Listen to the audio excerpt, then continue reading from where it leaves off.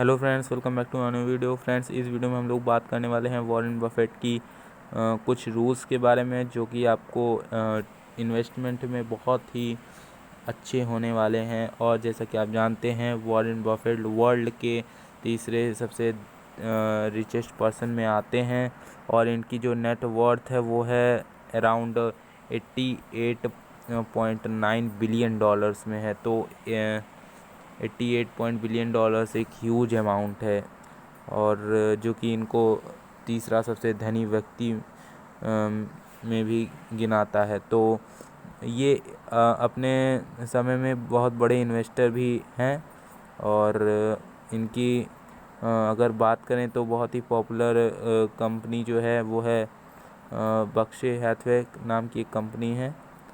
तो इनकी जो कंपनी है वो इन्होंने इनके अगर एक शेयर की बात करें तो वो लगभग 3 करोड़ के हैं। अगर इनकी कंपनी में कोई शेयर लेना चाहे तो उनको 3 करोड़ इंडियन रुपीज़ में देने पड़ेंगे। 3 करोड़ के आसपास फ्रेंड, 3 करोड़ के आसपास। तो एक बहुत तगड़ा अमाउंट है। तो आप इनके स्टॉक प्राइस से ही आप अपना अंदाज़ा लगा सकते हैं। तो आइए इनके कुछ रूल्स के बारे में हम लोग बात करते हैं। सो फ्रेंड्स, अगर आप यहाँ पे देखें तो हम लोग इन्वेस्टोपीडिया पे एक वेबसाइट है जो कि इंटरनेशनली बहुत ज़्यादा फेमस है।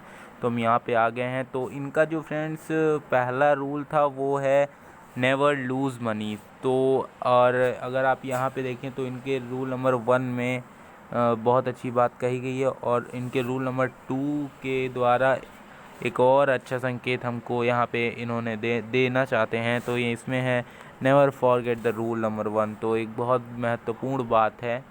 तो यहाँ पे अगर आप देखें हल्का सा नीचे फ्रेंड्स, अगर देखें तो यहाँ पे लिखा है Buffett personally lost about $23 billion. तो 23 बिलियन जो डॉलर का इनको फाइनेंशियल लॉस्ट कर गए थे ये लगभग जब फाइनेंशियल क्राइसिस आया था 2008 में। तो इनका फ्रेंड्स यही कहना है कि नेवर नेवर लूज़ मनी और never forget the rule number 1। तो यहाँ पे एक बहुत बेहतरीन इन्होंने बात कही है। और अगर अगले रूल की बात करें तो यहाँ पे है if the business does well the stock eventually follow.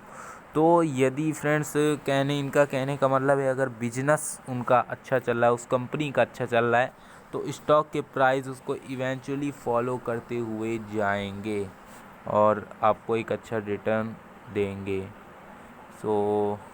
तो यहाँ पे अगर अगले रूल की इनकी बात करें तो यहाँ पे अगर आप देख रहे हैं it is far better to buy a wonderful company at a fair price than a fair company at a wonderful price.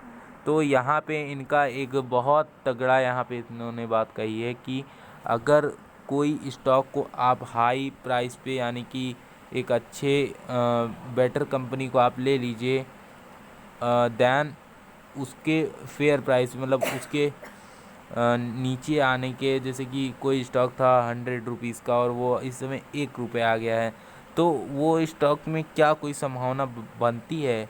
वो पहले भी जो भी स्टॉक रहा हो वो मतलब उससे हमें कोई भी मतलब नहीं है। तो यहाँ पे सिंपल सी बात कही है कि अगर it is far to buy a wonderful company at a fair price than a fair company at a wonderful price।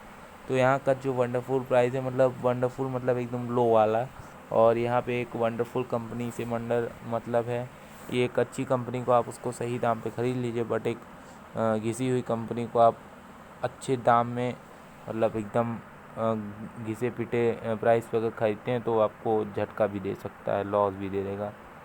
तो और यहाँ पे इनका जो नेक्स्ट रूल है, our favourite holding period is forward. तो हमें जो भी स्टॉक लेने चाहिए तो वहाँ पे हमको बहुत पोजीशन बना के रखनी चाहिए। और यहाँ पे अगर देखें तो यहाँ पे एक बहुत अच्छी बात कही है, holding long should you hold stock Buffett says if you don't feel comfortable owning a stock for 10 years you should own it for you should not own it for 10 minutes. तो अगर यहाँ पे इन्होंने बात कही है कि अगर आप एक स्टॉक को 10 साल नहीं रख सकते तो आप उसको 10 मिनट भी नहीं रखने लायक हैं।